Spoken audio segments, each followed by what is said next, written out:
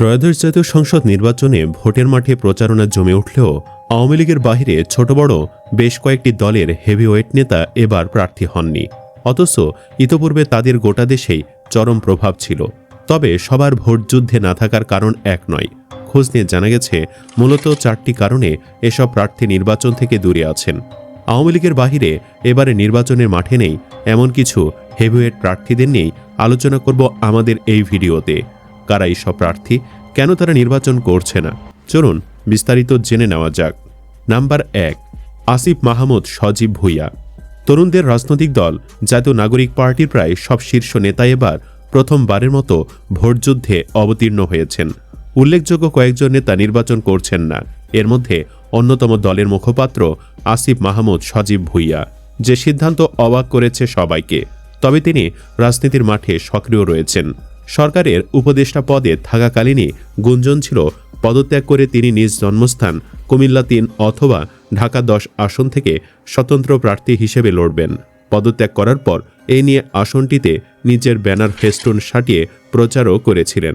তবে গত 29 ডিসেম্বর তিনি এনসিপিতে যোগ দিয়ে মুখপাত্রের দায়িত্ব লাভ করেন। পরবর্তীকালে তাকে করা হয় দলটির নির্বাচন পরিচালনা কমিটির চেয়ারম্যান। নাম্বার 2, রুহুল কবির রিজভী। আগামী জাতীয় সংসদ নির্বাচনে বিএনপির প্রার্থী তালিকায় যাদের জায়গা হয়নি তাদের মধ্যে সবচেয়ে বড় নাম দলটির সিনিয়র যুগ্ম মহাসচিব রুহুল কবির রিজভী। বিএনপির যখন কোনো অস্তিত্বই ছিল না, সেই খারাপ সময়ে তিনি দলটির হাল ধরেছিলেন। সে রুহুল কবির রিজভী ধানের শীষে নমিনেশন না পাওয়ার কারণ বোধগম্য নয় অনেকেরই। তবে কেউ কেউ মনে করছেন টেকনোক্র্যাট প্রার্থী হিসেবে রিজভীকে মন্ত্রী বানাতে পারে বিএনপি, যদিও সেটির সম্ভাবনা নেই বললেই চলে। একটি সূত্র বলছে রিজভী নাকি চেয়েছেন তিনি শুধু রাজনীতিই করবেন, এমপি মন্ত্রী হবার শখ তার নেই। Number 3, doctor Kamal Hossain. 2018 সালে নির্বাচনে বিএনপির নেতৃত্বাধীন জাতীয় ঐক্য ফ্রন্টের বড় নেতা ছিলেন ডক্টর কামাল হোসেন। বার্ধক্যজনিত কারণে এবারে নির্বাচনে অংশ নেননি তিনি।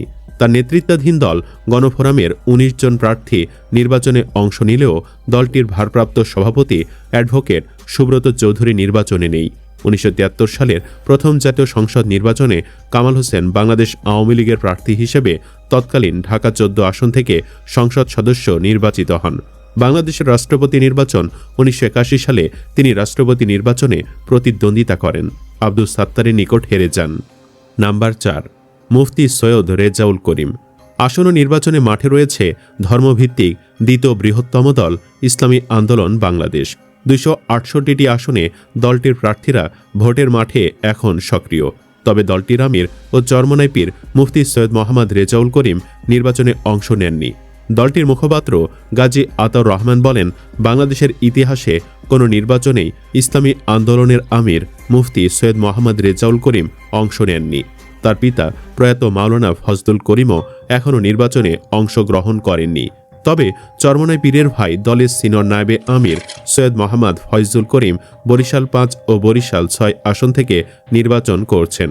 দলীয় প্রার্থীদের পক্ষে প্রচারণার সুবিধার জন্যই সৈয়দ মোহাম্মদ রেজাউল করিম এবার সারা দেশ সফর করছেন বলে জানান তিনি। নাম্বার 5, কর্নেল অলি আহমদ। বাংলাদেশের রাজনীতিতে সবসময়ই বিবৃতি ও বক্তৃতায় মাঠ কাঁপাতেন বাংলাদেশ লিবারেল ডেমোক্রেটিক পার্টির প্রেসিডেন্ট ডক্টর কর্নেল অলি আহমদ। 2014 সালে নির্বাচন ছাড়া বিগত প্রায় সবকটি নির্বাচনে অংশ নিলেও এবার মাঠে নেই তিনি। তবে জামায়াতের নেতৃত্বাধীন 10 দলীয় জোটের সমর্থন নিয়ে নির্বাচনে চট্টগ্রাম 14 আসনে প্রার্থী হয়েছেন তার ছেলে অধ্যাপক ওমর ফারুক। ডক্টর কর্নেল অলি আহমেদকে বাদ দিয়ে বাংলাদেশের স্বাধীনতার ইতিহাস লেখা কখনোই সম্ভব হবে না। 1971 সালে তিনি ছিলেন চট্টগ্রাম 8ম ইস্ট বেঙ্গল রেজিমেন্টে কর্মরত তরুণ অফিসার। 25 মার্চ রাতে ঢাকায় পাকিস্তানি বাহিনীর ক্র্যাকডাউনের খবর পাওয়ার সঙ্গে সঙ্গে তিনি সর্বপ্রথম 8ম বেঙ্গল রেজিমেন্টকে নিয়ে পাকিস্তানের বিরুদ্ধে বিদ্রোহ করেন। চট্টগ্রামের কালুরঘাট বেতার কেন্দ্র থেকে মেজর জিয়াউর রহমান স্বাধীনতা ঘোষণা করেন, যার একমাত্র প্রত্যক্ষদর্শী বীর বিক্রম অলি আহমদ। প্রস্তাব পেয়েও তিনি নিজে ঘোষণা না দিয়ে নিজের সিনিয়র আর্মি অফিসার মেজর জিয়াকে স্বাধীনতার ঘোষণা দিতে উদ্বুদ্ধ করেছিলেন। দুর্নীতি, ক্ষমতার লোভ তাকে কখনোই স্পর্শ করেনি। নাম্বার 6, ব্যারিস্টার জমির উদ্দিন সরকার। বিএনপি স্থায়ী কমিটির বয়োজ্যেষ্ঠ সদস্য ব্যারিস্টার জমির উদ্দিন সরকার এবার নির্বাচনে নেই। পঞ্চগড় এক আসন থেকে অতীতে একাধিকবার জয়ী হয়ে মন্ত্রী ও সংসদের স্পিকার হয়েছেন তিনি। তার উত্তরাধিকার হিসেবে 2018 সালে এবং এবারও ওই আসন থেকে ছেলে ব্যারিস্টার নওশাদ জমির বিএনপি মনোনীত প্রার্থী হিসেবে নির্বাচনের মাঠে রয়েছেন। জমির উদ্দিন সরকার বাংলাদেশ জাতীয়তাবাদী বিএনপির প্রতিষ্ঠা লগ্ন থেকে স্থায়ী কমিটির সদস্য ও বর্তমানে তারেক রহমানের নেতৃত্বাধীন বিএনপির প্রথম সারির নেতা। নাম্বার 7, রওশন এরশাদ। 2018 সালে নির্বাচনের পর হাসিনার গৃহপালিত সংসদের বিরোধী দলীয় নেতা ছিলেন রওশন এরশাদ। শেখ হাসিনার আমলে জিএম কাদেরের সঙ্গে বিরোধ ও জাতীয় পার্টির ভিন্ন একটা অংশের নেতা হওয়ার পর কিছুদিন তৎপর থাকলেও এখন তিনি রাজনীতিতে পুরোপুরি নিষ্ক্রিয়। তাছাড়া বার্ধক্যজনিত কারণে নির্বাচনে অংশ নেওয়ার মতো অবস্থাও তার নেই। জাতীয় পার্টিতে তার সমর্থিত অংশেরও সক্রিয় অংশগ্রহণ এখন আর দৃশ্যমান নয়। তাছাড়া 5 আগস্টের পর জিএম কাদেরের সঙ্গে বিরোধের সূত্র ধরে এ অংশের নেতারা পৃথক একটি অবস্থান তৈরির চেষ্টা করেও তেমন সফল হতে পারেনি। এ অংশের নেতাদের মধ্যে ব্যারিস্টার আনিসুল ইসলাম মাহমুদ, কাজী ফিরোজ রশিদ ও এবিএম রুহুল আমিন হাওলাদার সহ হেভিওয়েট বেশ কয়েকজন নেতা এবার নির্বাচনে নেই। নাম্বার 8, আসম আব্দুর রব। জাতীয় সমাজতান্ত্রিক দল সভাপতি আসম আব্দুর রব 20 বছর ধরে বিএনপির নেতৃত্বাধীন জোটে ছিলেন।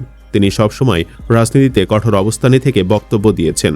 সর্বশেষ 2018 সালে লক্ষ্মীপুর 4 আসন থেকে নির্বাচনে অংশ নিলেও এবার শারীরিক অসুস্থতার কারণে অংশ নেননি তিনি। তবে তার সহধর্মিনী তানিয়া রব লক্ষ্মীপুরের ওই আসনটি থেকে নির্বাচনে অংশ নিয়েছেন। নাম্বার 9, আব্দুল কাদের সিদ্দিকী। এবারে নির্বাচনে অংশ নেননি আরেক হেভিওয়েট নেতা হাসিনা চামচা বঙ্গবীর আব্দুল কাদের সিদ্দিকী। কৃষক শ্রমিক জনতা লীগের প্রতিষ্ঠাতা এ সভাপতি লেভেল প্লেইং ফিল্ড নেই এমন ভ্রান্ত অভিযোগ করে নির্বাচনে যাননি। সাবেক সংসদ সদস্য সম্প্রতি একটি অনুষ্ঠানে বলেন, আওয়ামী লীগ নির্বাচনের সুযোগ না পেলে তিনিও ভোটে থাকবেন না। তবে তিনি লতিফকে হাঁসমার্কায় সমর্থন করছেন। নাম্বার 10, মোস্তফা জামাল হায়দার। বিএনপির সঙ্গে যুগপৎ আন্দোলনে সক্রিয় ভূমিকা ছিলেন জাতীয় পার্টি চেয়ারম্যান মোস্তফা জামাল হায়দার। ত্রয়োদশ জাতীয় সংসদ নির্বাচনে পিরোজপুর 1 আসন থেকে নির্বাচন করার প্রস্তুতিও নিয়েছিলেন তিনি। এমনকি বিএনপি থেকে তাকে আসন ছাড়ের সবুজ সংকেতও দেওয়া হয়েছিল। তবে শেষ মুহূর্তের নানা হিসাব নিকাশ ও বার্ধক্যজনিত কারণে ভোটযুদ্ধে জড়াননি তিনি। বর্তমানে রাজধানীর একটি হাসপাতালে শয্যাশায়ী মোস্তফা জামাল হায়দার। সম্প্রতি কথা হলে তিনি বলেন, এবার নির্বাচনে অংশ নেওয়ার কথা ছিল, তবে শেষ সময়ে অসুস্থ হয়ে হাসপাতালে ভর্তি হয়েছি, এখন শয্যাশায়ী। এছাড়াও জাতীয় সমাজতান্ত্রিক দল সভাপতি আসম আব্দুর রব 1996 সালে লক্ষ্মীপুর 4 আসন থেকে জাসদের হয়ে প্রতিদ্বন্দ্বিতা করে নির্বাচিত হন। তখন আওয়ামী লীগের ঐক্যমত্য সরকারের মন্ত্রী হন। তবে পরবর্তীকালে আর বিজয় হতে পারেননি। সর্বশেষ 2018 সালে বিএনপির নেতৃত্বাধীন জাতীয় ঐক্য ফ্রন্টের পক্ষ থেকে নির্বাচন করে হেরে যান। এবার বার্ধক্যজনিত কারণে নির্বাচন করতে পারছেন না বলে দলীয় সূত্রে জানা গেছে। তার স্থলে নির্বাচন করছেন তার সহধর্মিনী তানিয়া রব। গণঅভ্যুত্থানের মুখে 2024 সালের 5 আগস্ট পতন হয় বাংলাদেশ আওয়ামী লীগ সরকারের। দেশ ছেড়ে ভারতে আশ্রয় নেন দলটির সভাপতি ও সাবেক প্রধানমন্ত্রী শেখ হাসিনা। পরবর্তী সময়ে আন্তর্জাতিক অপরাধ ট্রাইব্যুনালে চলমান বিচার শেষ না হওয়া পর্যন্ত আওয়ামী লীগ ও এর সহযোগী সমমনা এবং সহযোগী সংগঠনের সব কার্যক্রমকে আনুষ্ঠানিকভাবে নিষিদ্ধ করে সরকার। নির্বাচন কমিশন দলটির নিবন্ধন স্থগিত করে। ফলে দলটির কেউই নির্বাচনে অংশ নিতে পারেনি। আওয়ামী লীগের নেতৃত্বাধীন 14 দলীয় জোটের শরিকরাও নেই এবারে নির্বাচনে। দলগুলোর শীর্ষ একাধিক নেতা বর্তমানে কারাগারে রয়েছেন, বাকিরা রয়েছেন আত্মগোপনে। সুপ্রিয় দর্শক, এসব নেতাদের মধ্যে নির্বাচনে কার অনুপস্থিতি আপনাকে সবচেয়ে বেশি অবাক করেছে? কমেন্ট বক্সে জানিয়ে দিন যে কোনো একজনের নাম। ভিডিওটি ভালো লাগলে লাইক দিন এবং চ্যানেলটি সাবস্ক্রাইব করুন। ধন্যবাদ।